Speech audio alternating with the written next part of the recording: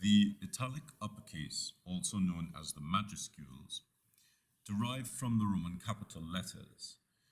And so in this series, we're going to look at a simple form, which is more of a Roman letter, and a swash capital, which is a decorative italic majuscule letter form used with the minuscule.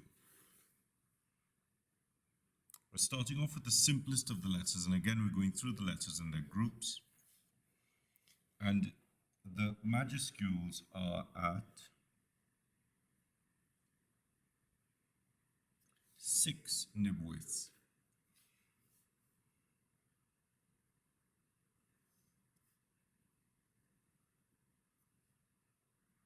Notice the crossbar is lower than halfway. So this is the halfway line there. So it's sort of halfway between the second square. The swash capitals have a different major stem.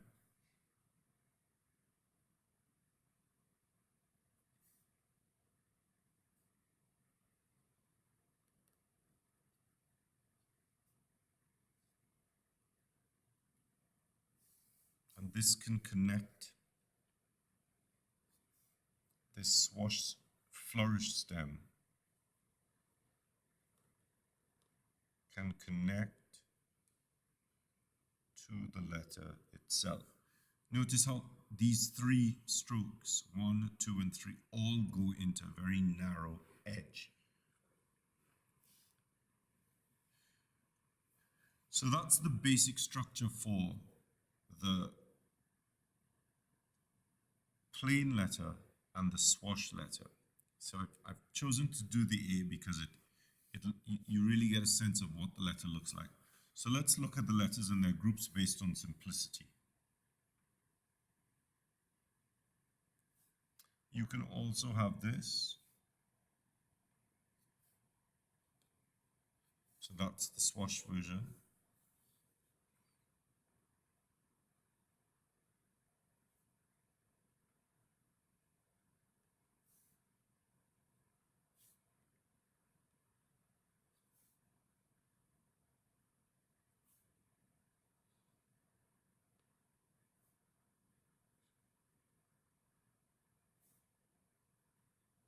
Notice how I go back to that point.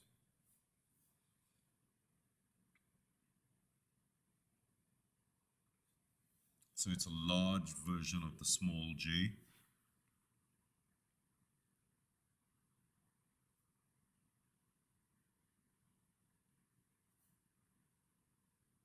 And you'll notice that the swash capitals have many more parts, whereas the j is done in one stroke. We have stroke 1, stroke 2, stroke 3, stroke 4 for the swash letter.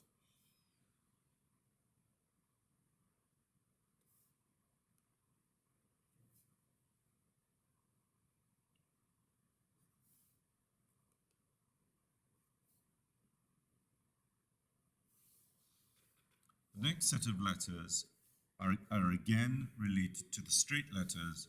We have the T, the E, and the F. So you have to start the T a little bit lower down, remember, by blocking in the same height.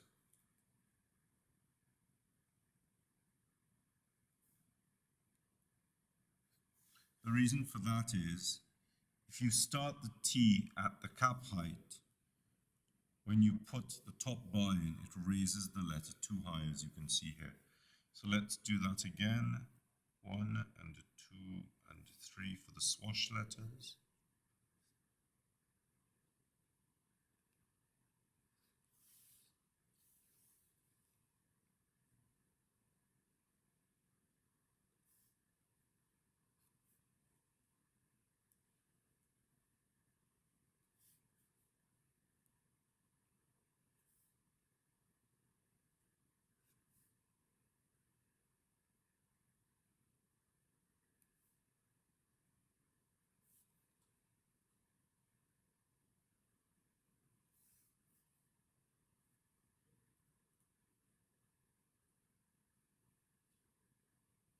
Crossbar for the F is lower than the E.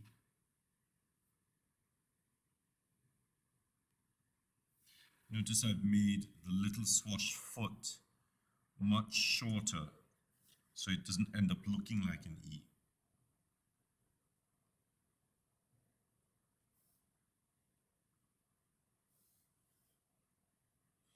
Now I'm just going to show you a little tip here.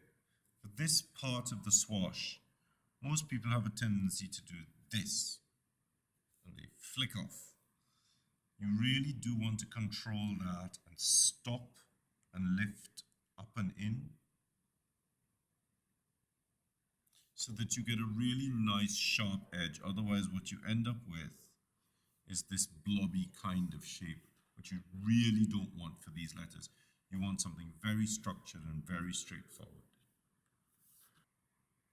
The next set of letters we look at belong to the same straight group, and they are the U, the V, and the W. So earlier on, we saw how you could twist and flatten the U. The swash version of this is only really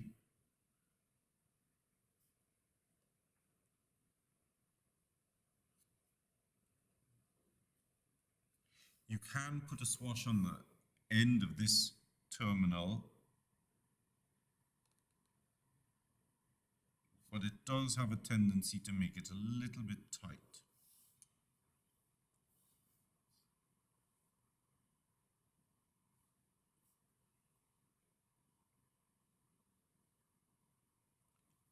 And then you'd want to come from the top down to the bottom. Whereas with the lowercase, we went from the bottom up. So the lowercase does this, the uppercase does. So we see two variants. We also have a swash version of this variant.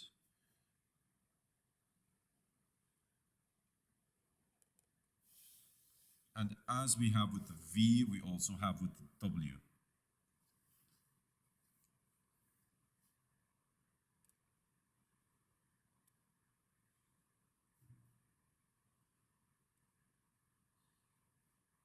Swash version.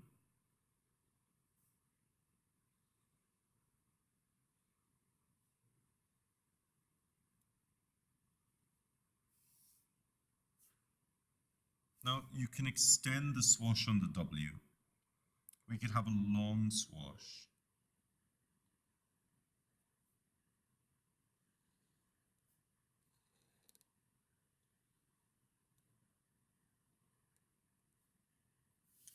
But the W is already such a large letter, so be a little bit careful with those kinds of swashes. The next set of letters in the majuscules for the italic are also a sort of straight letter form structure.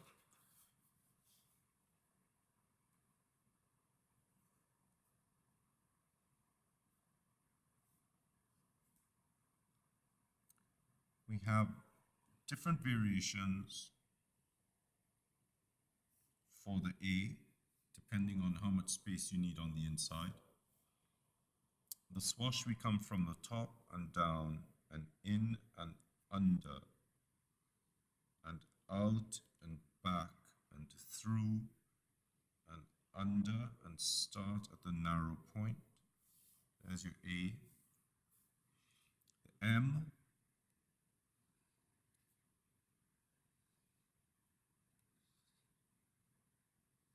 The M is essentially like a V with two strokes on the side. You can sometimes put little feet on like this to create some serifs. The M, like the A,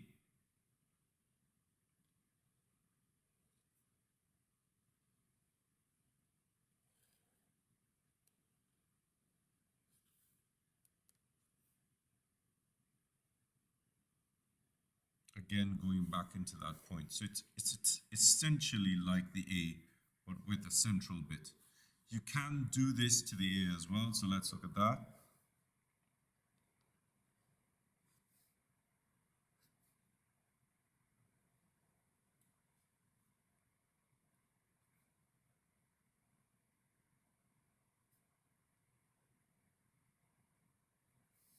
little bit convoluted, but you know, it does work as well.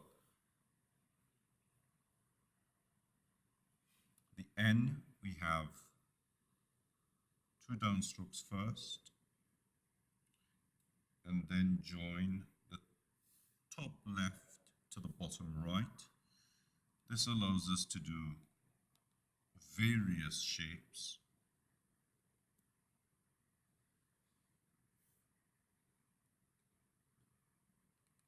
Of which this is the principal one.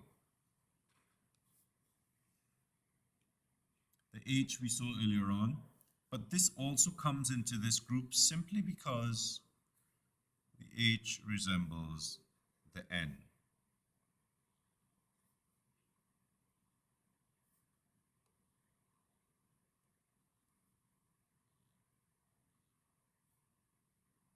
And just touch the corner there. The previous letters in the majuscules were considerably easier to write than these letters which are coming up now. As with the minuscules, the K, the X, and the Z presented some problems within itself. In the majuscules, we have the next set of letters which belong to the difficult set would be the K, the X, the Y, and the Z.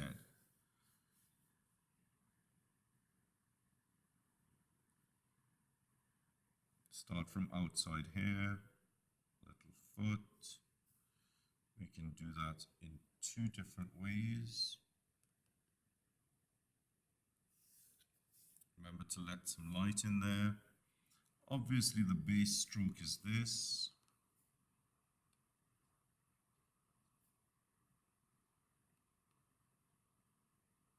So we see we have a curl here instead of a straight line.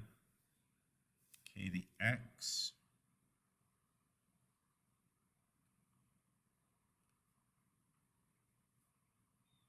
You can put a swash.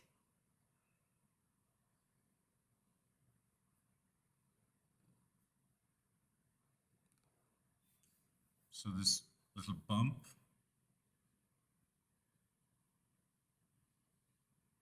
Because the X is already so big, I tend to like to keep it simple. The Y. Keep the Y as open as a champagne glass.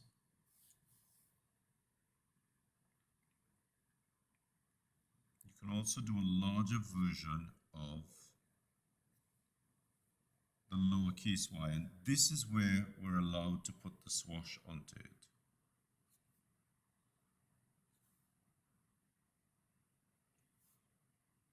And the Z.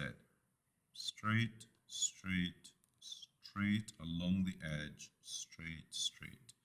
1 and 2 and 3 and 4 and double line. You can also double line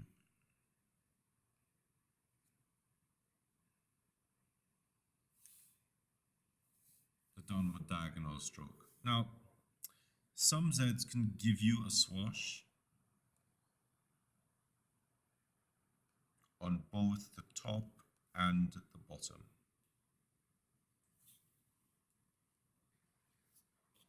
Next we come to the round letters. The D, the P, the R, and the B. I find the D quite a difficult letter to do, so I know that I have to take more time with it. Straight, curve, under, and join. So we have one swash, bracketed serif straight across, down and under, and join. This could be a little bit shorter, 1 and 2 and 3 and 4 and 5 and 6 and 7 and 8. So don't make this too straight, otherwise it has a tendency to look a little bit blocky. So we can trace it first in there, ghost it, 1, 2, 3, 4. So what I've done is I've done this side first to compensate for that circular movement. The P, 1, 2, and like the D,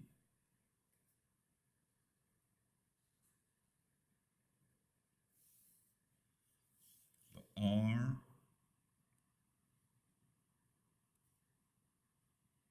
straight and a circle and a straight line, take it from the outside. So we have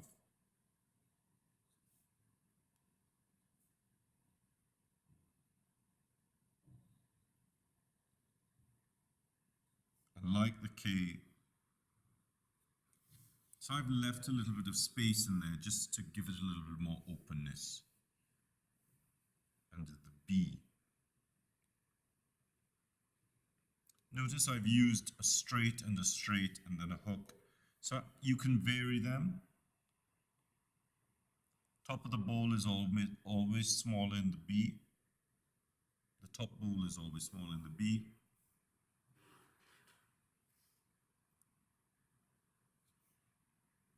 Make the shape in the air.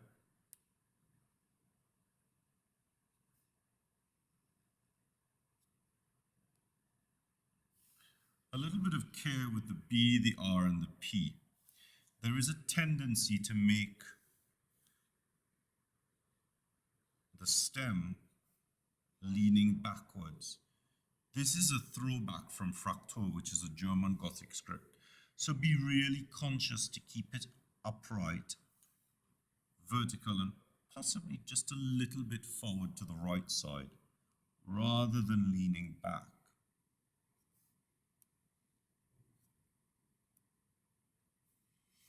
You can join this, and I'm going to show you a couple of variations here at the bottom. You can join the bottom like so, or so, or so.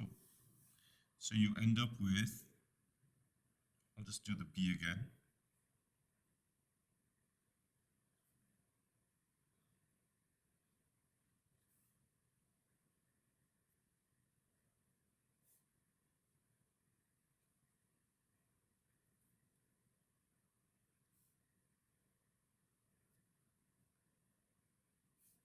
And I'm leaving this space open specifically for you to see how it looks.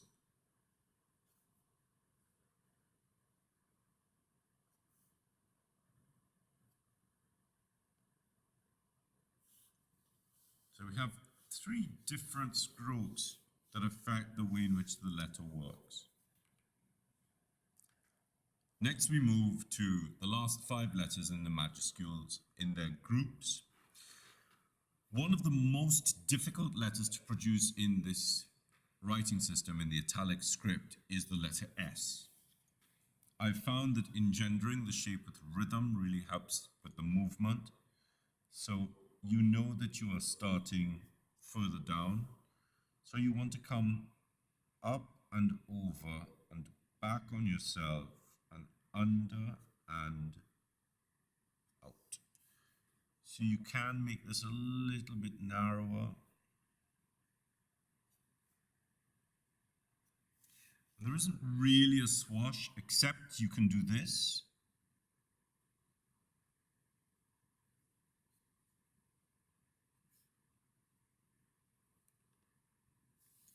If you really wanted to. Next, we have the other letters.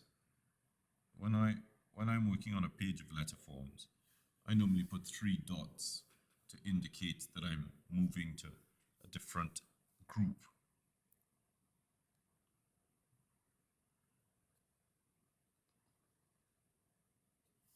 So the C. So you can add a swash to the C. It's a little bit convoluted.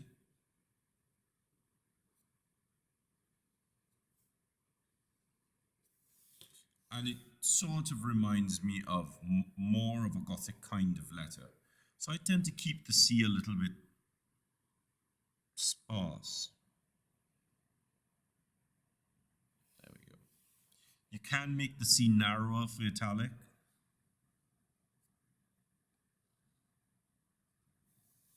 That also depends on the minuscules that you're using and how much space they're picking up, because I find a wider letter form majuscule when the italic is so narrow. I find that works much better because it gives a little bit of space within the structure of the script. The O,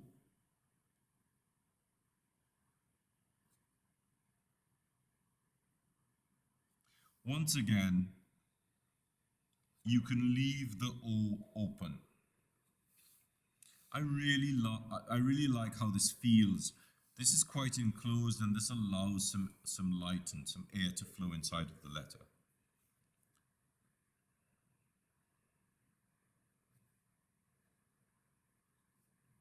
Straight line.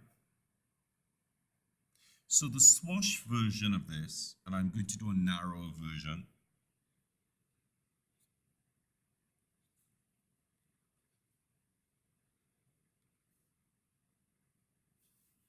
So you see how I'm allowing you the ability to use two different forms of the G, either round G, so it compensates for the narrowness of the italic script, or a compressed G, which is generally more italic, but this can sometimes make the whole page seem a little bit too tight.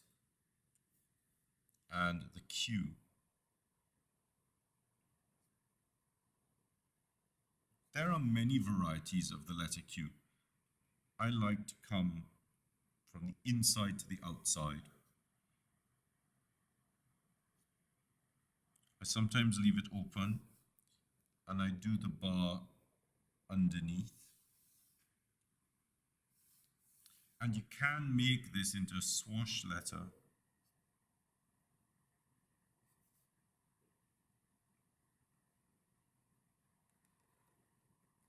By doing that. And that gives us all the letters in the majuscule form of this italic script.